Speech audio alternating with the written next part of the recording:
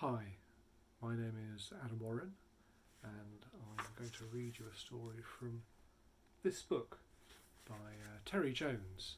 So I'm sure you remember him from Monty Python, but he was also a very knowledgeable medieval historian and an excellent storyteller who wrote many good books. This story is called The Glass Cupboard. There was once a cupboard that was made entirely of glass, so you could see right into it and right through it. Now, although this cupboard always appeared to be empty, you could always take out whatever you wanted. If you wanted a cool drink, for example, you just opened the cupboard and took one out. Or if you wanted a new pair of shoes, you could always take a pair out of the cupboard. Even if you wanted a bag of gold, you could just open up the glass cupboard and took out a bag of gold. The only thing you had to remember was that whenever you took something out of the cupboard, you had to put something back in, although nobody knew quite why.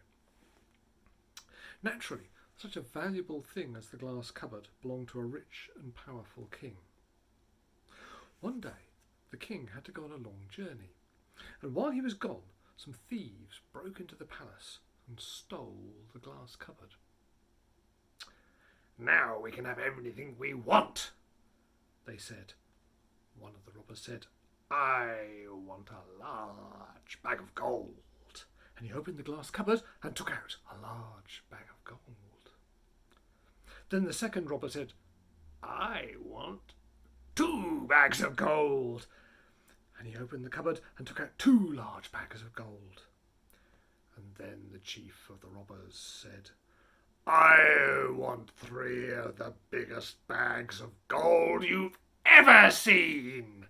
And he opened the glass cupboard and took out 3 of the biggest bags of gold you've ever seen. "Hooray!" they said. "Now we can take out as much gold as we want." Well, those 3 robbers stayed up the whole night, taking bag after bag of gold out of the glass cupboard, but not one of them put anything back in. In the morning, the chief of the robbers said, "Soon we shall be the richest 3 men in the world. Let's go to sleep now. We can take out more gold tonight." So they lay down to sleep. But the first robber, he could not sleep. He kept thinking, "If I went to the glass cupboard just once more, I'd be even richer than I am now." So he got up, went to the cupboard, and took out yet another bag of gold. And then he went back to bed. And the second robber could not sleep either. He kept thinking, "If I went to the glass cupboard and took out 2 more bags of gold, I'd be even richer than the others." So he got up and went to the cupboard and took out 2 more bags of gold, and then went back to bed. Meanwhile, the king of the robbers, he couldn't sleep either. He kept thinking, if I went to the glass cupboard and took out 3 more bags of gold, I'd be the richest of all. So he got up, went to the cupboard, and took out 3 bags of gold, and then went back to bed. Yes. And then the first robber, he said to himself, "What am I doing here, sleeping, when I could be getting richer?" So he got up and started taking out more and more bags of gold out of the cupboard. The second robber heard him and thought, "What am I doing here, lying here sleeping, when he's getting richer than me?" So he got up and joined his companion.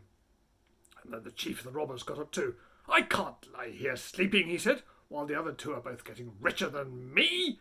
So he got up, and soon all 3 were hard at it, taking more and more bags of gold out of the cupboard.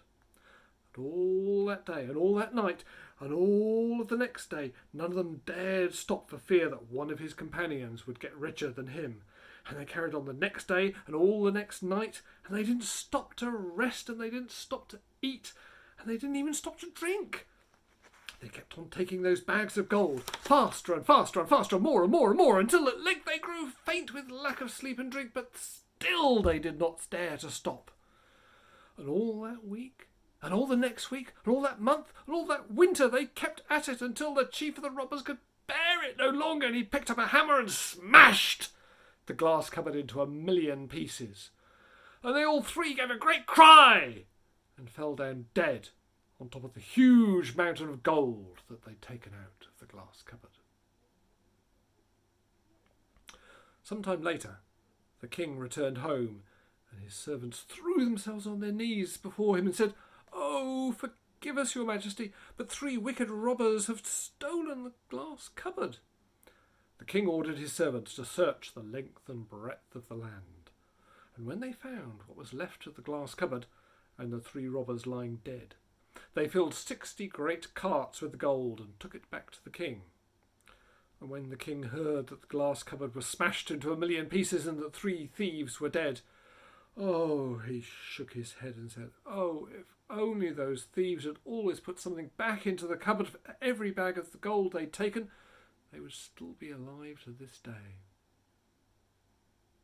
And he ordered his servants to collect all the pieces of the glass cupboard and to melt them down and to make it into a globe with all the countries of the world upon it, to remind himself and others that the earth is as fragile as the glass cupboard.